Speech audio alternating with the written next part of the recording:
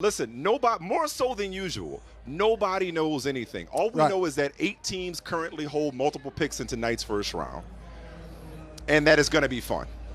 We know where it is. We think it's going to still be outside. The wind may force some of the draft to go inside at the draft theater nearby. Brother from another joining you live from the draft experience here in Las Vegas. What's up? I gotta say, you're looking very Las Vegas-y. You look like you just stepped out of a casino. Oh yeah. Or what's the movie with the 8? With the who? The bank robbery. Ocean's 11. Oh, Ocean's 11. 8. Ocean's 11. With the 8. With the 8. I was like, what 8? Drew a blank. What are you talking Ocean's about? 11, 12, 13. They made an Ocean's 8, though, too. Yeah, there is. There you go. I know I wasn't crazy. There man, you go. I'm feeling good. But you look really nice. Thank you. Thank you. And you know what, man? You are on to something. Why don't they have it here every year?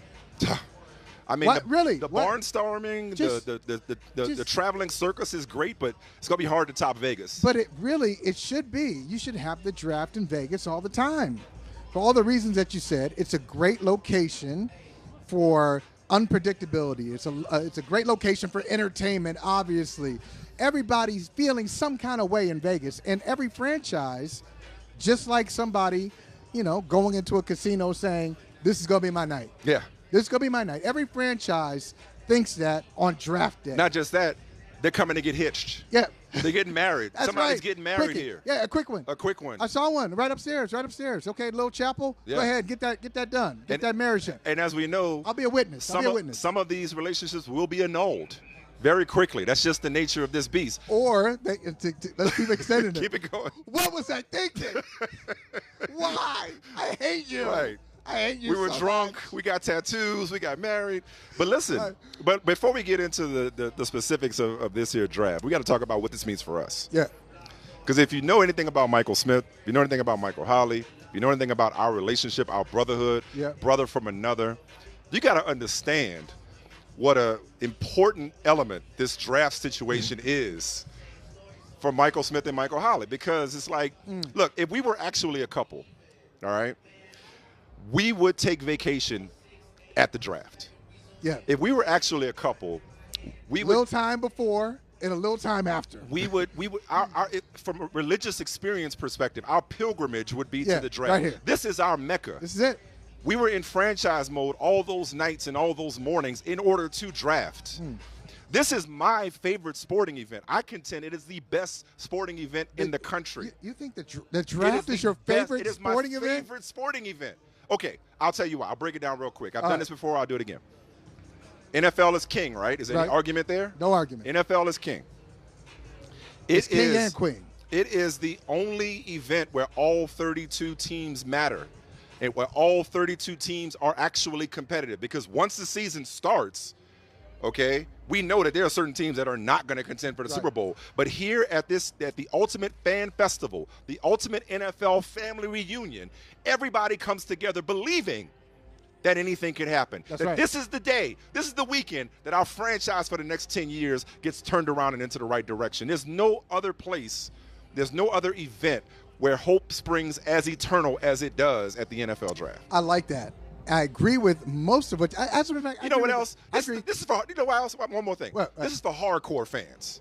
This is for hardcore fans. This ain't for casuals. Yeah. You got. This is for hardcore fans. You got to do some more work in so there. this year than any other year. Yeah, because you got to be in there. Fans. You got to be in there. Yes. Okay. This is for nerds. First round. I said it. This is for nerds. And it's a nerd convention. Look, there are different tiers. Let's be honest. There's some draft tiers.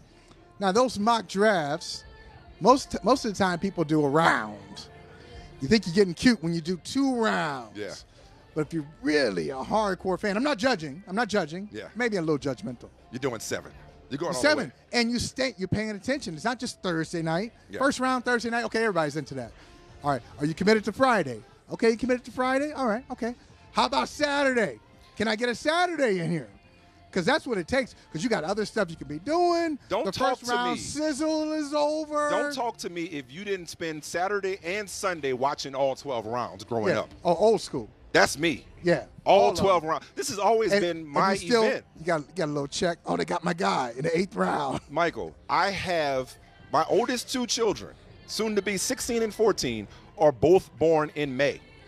That is not an accident. That was strategic. Oh, see. I'll be a dad after the draft. Now you're lying. I'm not lying. May 2nd, May 20th. I'm not lying. Like you can control this. You can't plan pregnancy? I mean, you can try. You can try. I mean, I'm just saying. I guess. I'm just saying. I could devote my full attention to my family once the draft is complete. But you know what? I heard you say something there in your monologue, which was very well done. But you did say, I don't know if you realize what you said. You said it's an opportunity for all 32 teams to be involved because once the season starts, everybody's not going to win. Right. So I heard you say everybody doesn't want to win. Okay. Well played. Well played. Every franchise doesn't want to win. That's what you said. No, but I don't. Listen, I know I woke up at 4 o'clock this morning. It wasn't because my body's still on East Coast time. It's because this is my Christmas. Love it. This is my sports Christmas. It's right here. But as I mentioned, more so than usual, people don't know anything about this draft. I think a lot of it has to do with the fact that there's no clear-cut number one. The intrigue starts at 1. The fun starts at 1. But also, and this is what I really like about it, the quarterbacks aren't dominating the conversation. Quarterbacks, it's too easy. It's too simple. It's too cliche. Having a draft where they go 1, 2, 3 quarterback, where you got a run-on quarterbacks to start, that's for your casual fans. Right. This is a meat and potatoes, edge rusher, lineman type draft. Right, it is. And that's what makes this one more intriguing. This is a trenches one. Yes. And let's just go right there. At number 1. Fun starts at 1. Who's going 1? We don't know. We have no idea who's going 1, but I do, and I like this about the draft too. So there's some conversation for those who haven't been paying attention that closely. There's a lot of conversation. Is it going to be Travon Walker of Georgia, who had 9.5 sacks in his whole college career, 6 last year? I know sacks is not everything. All right. Other forms of production. But 9.5. Pressures. 3 years, 9.5 sacks. That's pretty low. Get home That's pretty low. That's pretty low for a number 1 overall pick. Anyway, Travon Walker of Georgia, Aidan Hutchinson from that school up north. Yeah. I just said that. Yeah, you Michigan. said it, yeah. All right. So you go between those guys, or do you bring an offensive tackle like Evan Neal into the mix? From Alabama, Ike Ekwonu from North Carolina State, yeah. Charles Cross, I don't know. Yeah, Mississippi State, yeah. But part of the reason I like the draft is I don't believe them. I don't believe Jacksonville. Okay. I don't believe. It just occurred to me that when you have a draft and you have 32 teams involved and there's a lot of money involved, I'm sorry, when there's a lot of money and there's a lot of competition, there tends to be more lying. Oh, I don't believe them. That's what this time of year is all about. I don't believe them. So I don't think they're really debating between those two guys. I think this is the last-ditch chance to strike up some trade value. Okay. If you don't want that guy, okay, you don't know who you want to get. I'll come in there and I'll move up. Maybe you want Houston to move up from 3 to 1. I don't know. Do you want Detroit to move up and to get another pick? And you got a guy in mind. Okay, teams lie. All the time. No question about it. But I also think this media-driven narrative about, they're trying to drum up interest. Other teams aren't that dumb. Like, okay, some of them are. So you think the Texans are going to read the internet and say, I've read that the Jaguars, Shah Khan wants Aidan Hutchinson and Trent Baalke wants Travon Walker. Yeah. Maybe we should call them up and trade up. Like, no, it doesn't work that way. It's like every team knows what they want, and they'll conduct themselves accordingly. And if any organization is split at the top over who they want to draft, wouldn't it be Jacksonville? Which is why they're here all the time. But I'll tell you. Can I tell you what they should do? Tell me what they should do. Tell me how they should approach the number 1 overall pick. It's pretty simple. When you're picking number 1 overall 2 years in a row, which Jacksonville is doing now, this is year 2 of the number 1 campaign. We're number 1 in the wrong way. Number 1. Second year in a row. Shame on you guys. Shame on all of you. Shame on all of Jacksonville. Blame Urban Meyer. Yeah, blame everybody. When you're like that, and they are a bad defense. That's just the way around. They're a bad defense. They were bad in 2021. They were bad in 2020. So you're looking for a dynamic prospect, and if he happens to be the top-rated prospect in the draft and you got a bad defense, it's pretty simple. Take Aidan Hutchinson and sleep easily. Yeah. That's who they should be taking. He's the most take him. Yeah. He's the most productive guy, and your defense is and this is what happens with draft conversation. You start to think what you have after you have so much time to think about it, you start to think what you have is not that bad. No, it is that bad. Because what do you hear a lot of people say? Well, if you put Aidan Hutchinson with Josh Allen, that's a pretty good tandem. No, it's not. No, it's not. You know why? Josh Allen's not that good. Josh Allen's not that good. He's pretty good. Let me tell you something about Josh Allen that I just found out 20 minutes ago. He's great when he faces the other Josh Allen. I can tell you that much. I'm going to tell you something. I just found this out 20 minutes ago. I didn't realize this. What's that? Josh Allen, I knew he had 7.5 sacks last year. I knew that. Yeah.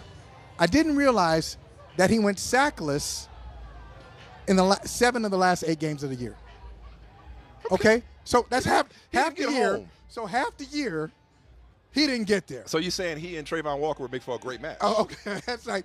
Don't do that. You need building blocks. You need great players. Stop thinking, we're going to go. You don't go with upside. This guy, if we structure it the right way, if we give him the right coaching, if we do all of these things. See these Broncos fans right here? Sorry to interrupt you. Broncos fans. They've already won the first round. Oh, yeah. They won the first round. There are several teams. That's right. There are 5 teams that have won the first round. That's a nice jersey. Because they nice don't jersey. who needs a first rounder? You already got your quarterback. Look at that. That's why they can celebrate. They can celebrate tonight. And I saw your general manager. General manager said he'll be watching Russell Wilson highlights. Let me tell you something. Cleveland, all right. Denver, Vegas, appreciate you. Miami, and the Rams have already won round 1. But really, because they're at home saying, you know where that pick went? To either a stud wide receiver or a quarterback, and in the case of the Rams, that has already helped us win the Super Bowl. Am I wrong about Hutchinson Walker? It's not really it shouldn't be this close. This is not an upside conversation at one. That's how you get yourself in trouble. No, I want to piggyback off that phrase. It's not that you're wrong about anything you said. I don't disagree with anything you said. I'm going to simplify it even more so. I think when you're Jacksonville, I don't think you're looking at it through the prism of, well, we need to find the best edge rusher on defense, or we need to find an offensive tackle to further bolster our offensive line and protect last year's supposed generational quarterback prospect in Trevor Lawrence. I think you look at the board as the worst team in the NFL, which you earn the number 1 pick, and you say, who's the best player? Who's the best player? Who's going to have a gold jacket when it's all said and done? That's right. Who's a gold jacket player? If it's Aidan Hutchinson, great. If you believe in your heart of hearts that it is Travon Walker, awesome. Take him and sleep easy. If it's Evan Neal, great. If it's Ike Ekwonu, great. Whoever it is, you can't afford to be drafting for need. You can't afford to be picky. You can't afford to start saying, well, why don't we take an offensive lineman to protect the quarterback? Is he the best player? No, we don't take him. We need help on defense. Let's take the edge guy, Aidan Hutchinson. Is he the best player? No, we don't take him. We don't take him. Right. Just take the best player. At number 1, take the best. You're the worst team, best player. Easy math. All right, so easy math. I know the scouts say Hutchinson's the best player. Some scouts. Some. Who do you think the best player is? Who do you think it is? For me, I'm infatuated with Evan Neal. I'll be honest with you. I'm infatuated with Evan Neal. Now, and you'll hear from him later. And this is what I mean about Jacksonville. You'll hear from him. So Jacksonville, they just re-signed Cam Robinson. Who's okay. They signed Brandon Scherf in the offseason in free agency. And he's really good. Yep. You got a guy in Evan Neal who has played left tackle, right tackle, and guard. Yeah. So you draft him, he's going to be a Jaguar for the next 10 to 12 years, and he's not going to bust. I would say he's the safest. Now, in your evaluations, if you think Hutchinson is better, then of course you take Hutchinson. Gotta take it. If you think Walker's better than both of them, you take Walker.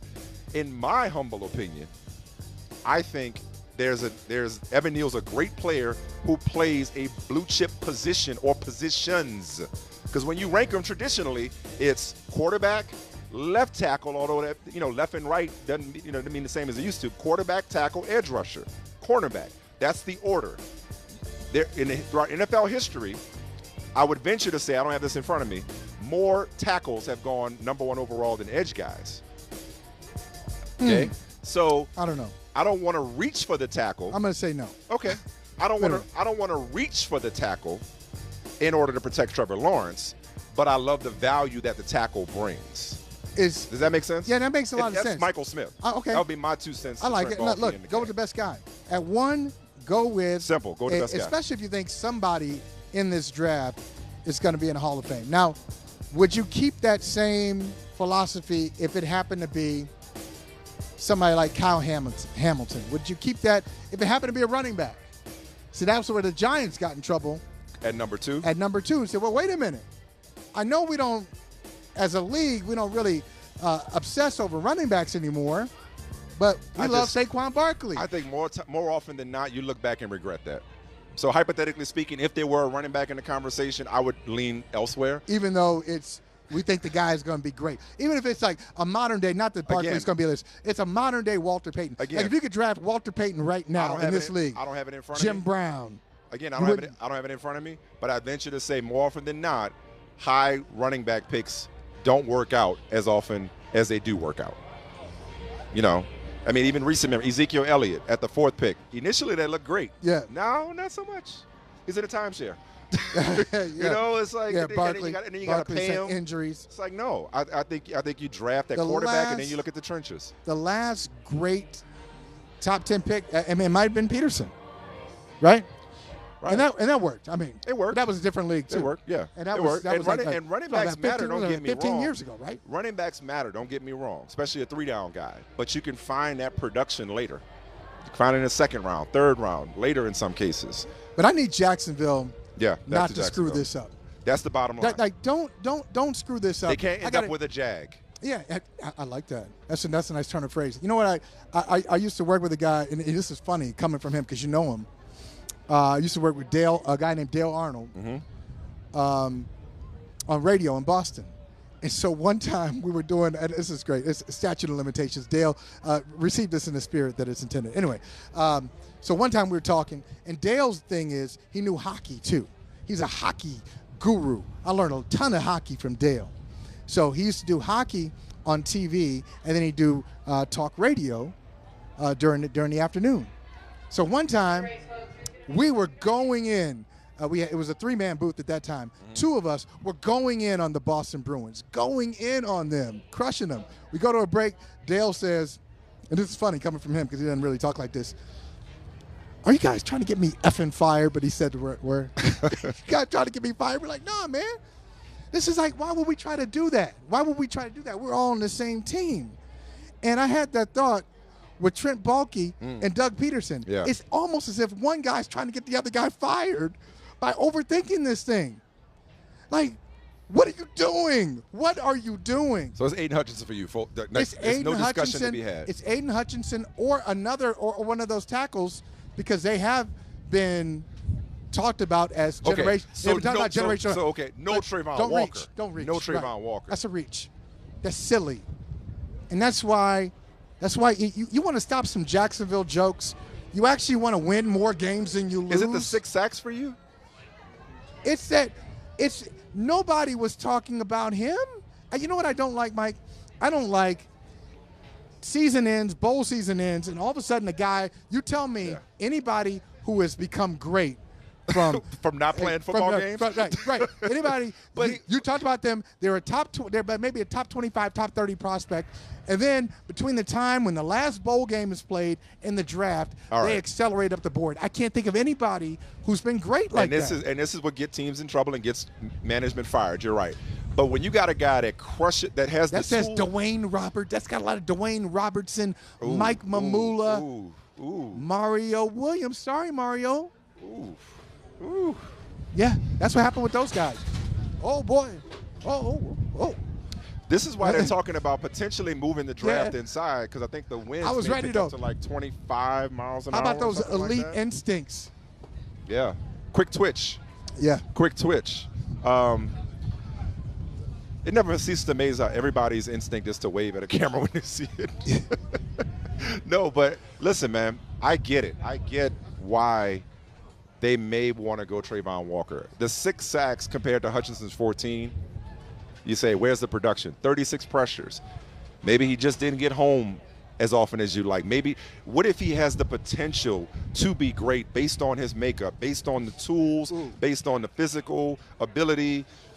I get why somebody would be enamored or enticed. I do too. I get why somebody. But when we look back and we're like, Y'all really passed on the dude that was obvious and went for the dude that was not so obvious because you got cute. Don't get cute. Right. I hear you. I hear you. And you said, what if he has potential to be great? If you're Jacksonville, you have to say, I'm going to bring it home. I'm going to bring it home. Go be great somewhere else. Hey, thanks for watching Brother from Another on YouTube. Make sure you hit subscribe before you leave, and be sure to watch us 3 to 5 p.m. Eastern Time on Peacock. Appreciate you.